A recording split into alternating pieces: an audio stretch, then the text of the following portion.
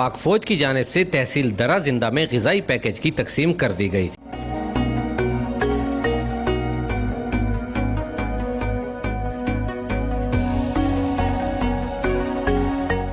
Corona virus से बचाव के लिए लगाए गए जुज़वी लॉकडाउन की वजह से मुतासरा ख़ानदानों में 2 हफ्ते का ग़िज़ाई पैकेज तकसीम कर दिया गया। मुतासरा मुस्तहिकीन ने ऐसे ख़ानदान शामिल हैं जो इंतहाई गरीब, दिहाड़ीदार या मजदूरी पेशा से वाबस्ता हैं।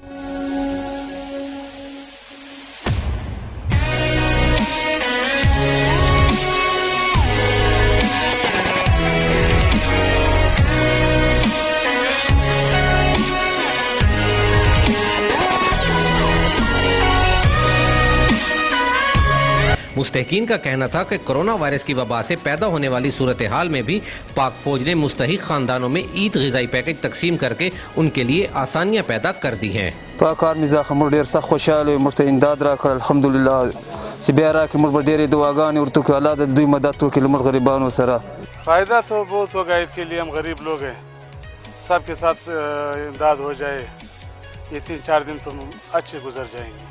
पाक फौज ने सैलाब, ज़लज़ला, दीगर कुदरती आफात और दहशत गर्दी से निमटने में अपना भरपूर किरदार अदा किया है।